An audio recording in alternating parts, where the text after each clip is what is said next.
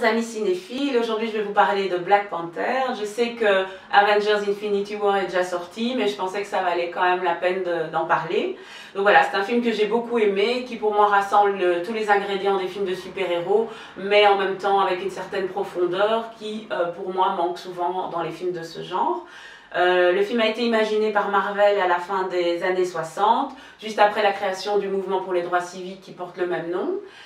Le film a été réalisé par un jeune réalisateur qui s'appelle Ryan Coogler, qui avait déjà fait Creed en 2015. En résumé, le film parle de T'Challa, un jeune prince héritier du royaume de Wakanda, un pays d'Afrique équatoriale, dont le père a été assassiné. Il va devoir affronter Eric, son cousin venu d'Auckland, qui cherche à le renverser. T'Challa donc reçoit ses pouvoirs au moment de monter au trône et devient Black Panther.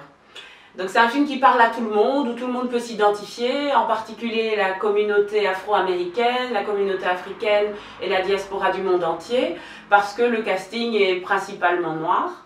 Ce que j'ai beaucoup aimé également, c'est le casting qui est remarquable. Donc on a Chadwick Boseman, Lupita Nyong'o, Michael B. Jordan, Danai Gurira, sans oublier Angela Bassett, Forest Whitaker, Andy Serkis, Martin Freeman. Je pense qu'ils ont fait un gros effort au niveau des costumes, du maquillage, des coiffures. On peut même reconnaître plusieurs peuplades africaines. La musique a été réalisée par Kendrick Lamar. Je vous recommande particulièrement d'écouter la chanson I Am, interprétée par une jeune chanteuse anglaise qui s'appelle Georgia Smith.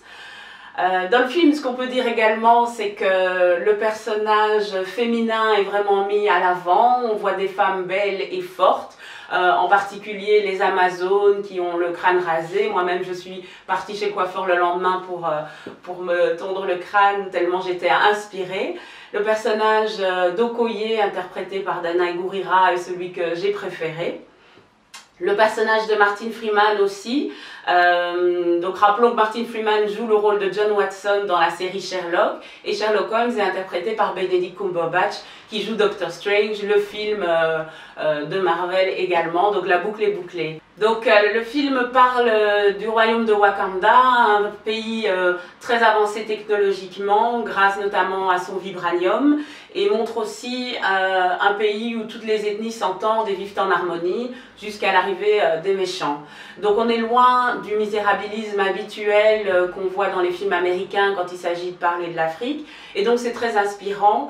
Le film a eu énormément de succès aux États-Unis. Il a déjà engrangé près de 665 millions de dollars.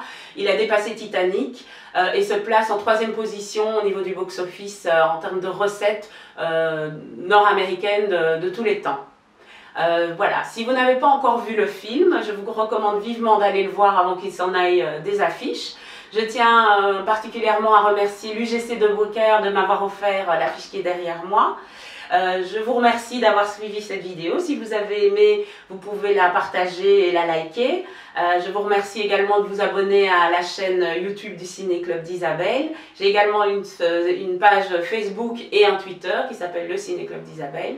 La prochaine fois, je vous parlerai du film d'Agnès Jaoui, Place publique, où on retrouve le mythique duo Jaoui-Bakri.